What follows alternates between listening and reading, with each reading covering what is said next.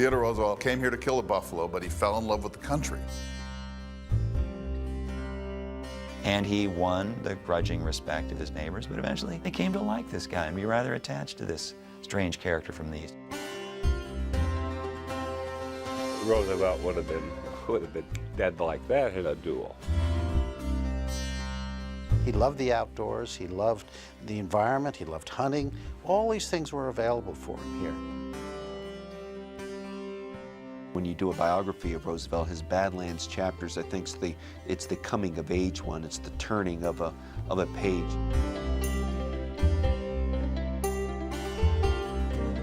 Theodore Roosevelt came to the Dakota Territories, and he pushed himself and he hardened himself physically and emotionally, and he relied on that for the rest of his life.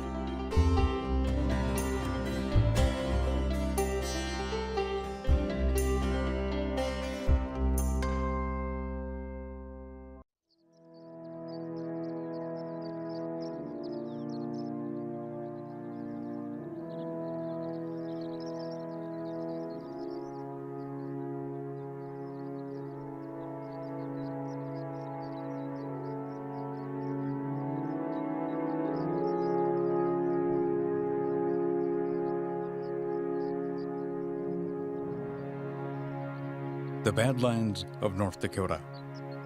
Rugged buttes, canyons, grass plateaus, a river called the Little Missouri that meanders slowly north towards the Big Missouri. Sunlight dances off the buttes like a ballet, and winds blow gently through the grass, across the plateaus, and through the ravines. 65 million years ago, the Badlands was home to the dinosaur. Herds of Triceratops and the mighty T-Rex roamed what was then a swamp-like land. 35 million years ago, Mesohippus, the three-toed, 3-foot-high ancestor of today's horse, called this land home. Then 1,000 years ago, buffalo and the American Indian claimed the Badlands. In the 1870s, trail drivers pushed their herds north from Texas to graze the rich grasses of this Little Missouri Valley. This quickly became cowboy country, a place for men with big hats, chaps, guns, and whose heads danced with big dreams as they explored the open range.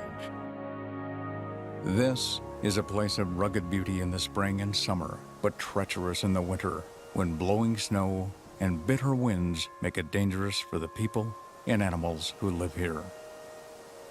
Coyotes howl into the north winter wind, and life slows on the frozen landscape.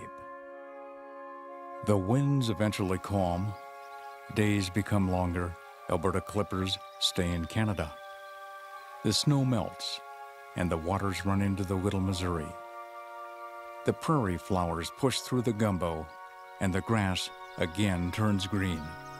And when spring returns to the Badlands, hope is eternal. The newborn buffalo, deer, elk, calves, and colts take their first shaky steps. It was into this land in the fall of 1883 that a young whirlwind by the name of Theodore Roosevelt stepped off the train at the town that was then called Little Missouri. The 25-year-old Roosevelt loved guns and the outdoors. He considered himself a naturalist and had come to Dakota Territory to hunt and study wildlife. Where there were once millions of buffalo, now there were few. And when the dandy from New York jumped off that train, he was determined to shoot one of the few remaining shaggy giants. One of the great misnomers that people have is somehow hunting is not synonymous with conservation. Most of your first-rate hunters are conservationists. They're the first people to really care about species survival, ecosystems staying intact. Theodore Roosevelt was born a New York blue blood in a Victorian era. He was frail, sickly, and advised not to plan on living a full or active life. But Roosevelt saw himself as a Renaissance man. He loved and lived life with gusto. He was captivated by nature, but was also scholarly. He had attended Harvard, where by sheer force of will, he overcame life-threatening asthma. He was also a man of contradictions, a serious author, a prude when it came to personal matters, but a man who loved guns and blood sports. And despite personal wealth, he was a political reformer. Born on the cusp of the Civil War in 1858, Theodore Roosevelt would live to be 60 and the most vigorous and forceful man ever to occupy the White House. He was a trustbuster, a conservationist, a flag waver who celebrated the 4th of July every day. His motto, speak softly, but carry a big stick.